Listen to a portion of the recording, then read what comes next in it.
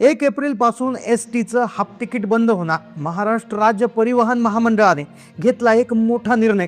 आता ज्या महिलांना हाफ तिकीट मिळत होतं त्यांचं हाफ तिकीट बंद होणार। जे वयोवृद्ध लोक, सिनियर सिटीजन जे हाफ तिकिटावर किंवा पूर्णतः मोफत तिकिटावर प्रवास करत होते त्यांच्या सगळ्या सवलती बंद होणार। कारण की एसटी महामंडळानं 2 नवे नियम लागू केले। आता जे लोक हे कागदपत्र दाखवणार नाहीत त्यांना फुल तिकीट भरावं लागणार। आतापर्यंत सगळ्यांना सरसकट फक्त आधार कार्ड दाखवून सवलत मिळायची। आधार कार्ड दाखवलं की त्यांना हाफ तिकीट दिलं जायचं। काही काळापूर्वी स्मार्ट कार्ड काढायला सांगितलं होतं, पण तेवढ्यात सरकारने एक नवीन कागदपत्र काढण्याची सूचना दिली। 2 नव्या नियमामध्ये बदल केल्यामुळे 31 मार्च नंतर एसटीच्या सगळ्या सवलती बंद होणार।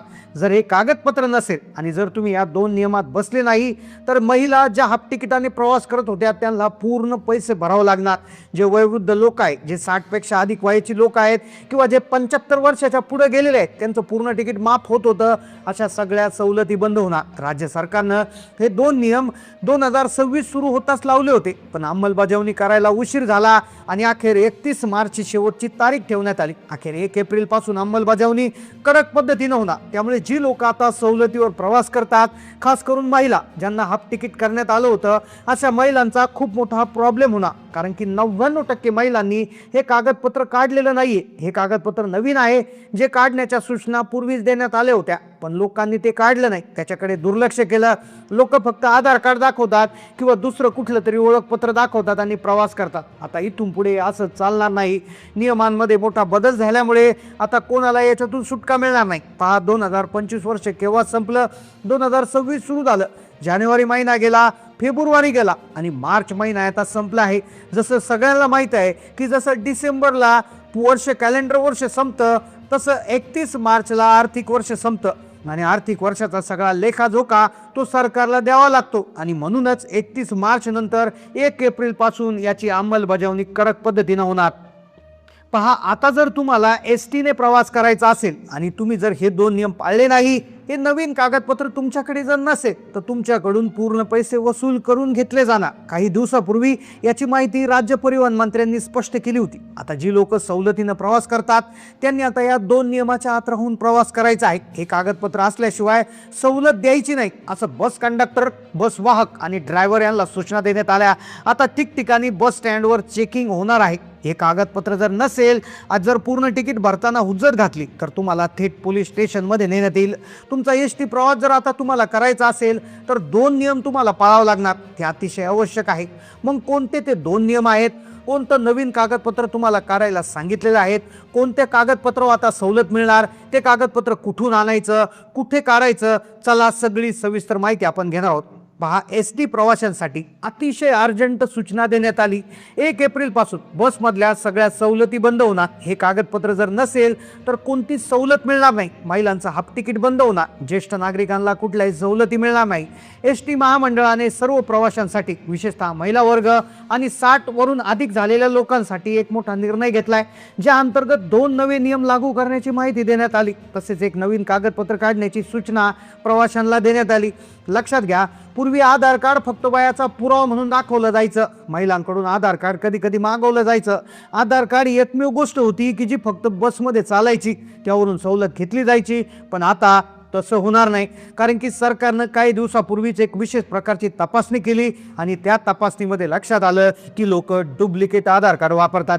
डुप्लिकेट आधार कार्डवरून बऱ्याचशा लोकांनी जन्मतारखेमध्ये मागे पुढे फेरफार करून ते नियमामध्ये बसले आहे। त्यांना बळजबरी करून नियमामध्ये बसवलं आहे। ते हाफ तिकिटाचा लाभ घेत आहेत। फसवणूक केल्याची प्रकरणं अतिशय समोर आलेली आहेत। आधार कार्ड त्यांचा जो पुरावा आहे त्यामुळे आता तो कॅन्सल झाला आहे। खरं तर हा पहिला नियम आहे। पहिल्या नियमाअंतर्गत आता आधार कार्ड कुठल्याही प्रकारे वैध धरलं देणार नाही। हा पहिला कायदा, पहिला नियम आहे।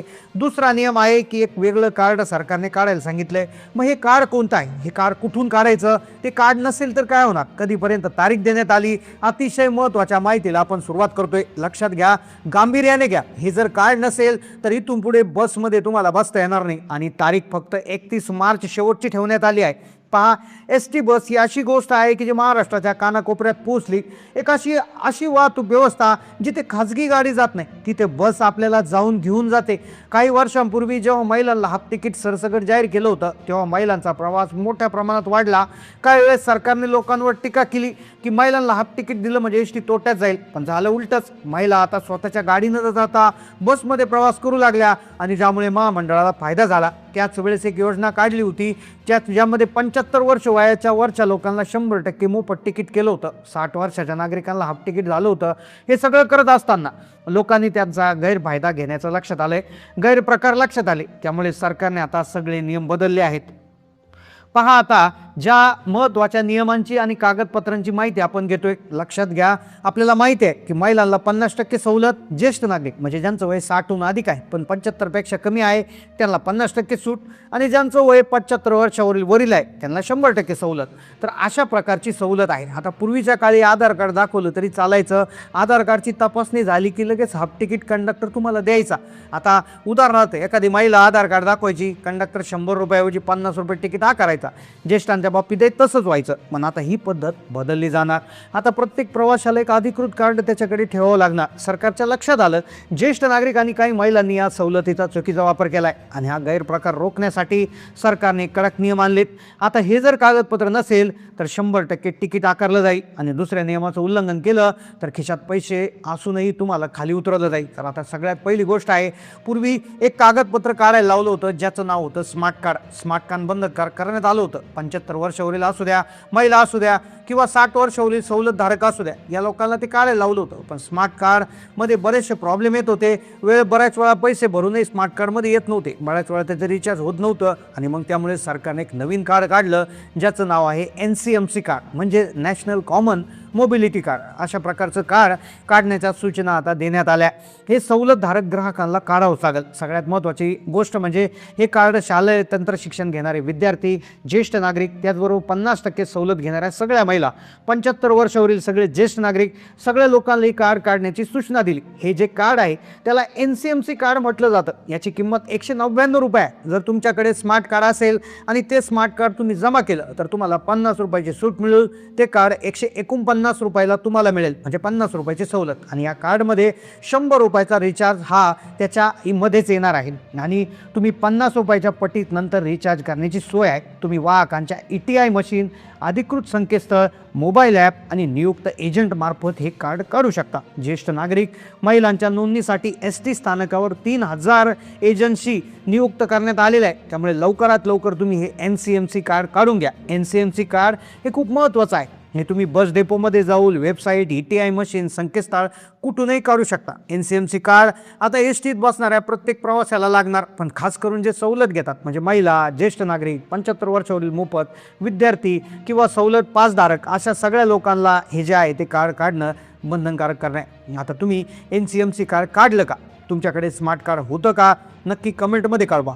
तुम्ही कोणत्या जिल्ह्यातून हा व्हिडिओ पाहताय हेही कळवायला विसरू नका. तुमच्या जिल्ह्याचं नाव नक्की लिहा. चॅनलला नवीन असाल सबस्क्राईब करा. धन्यवाद.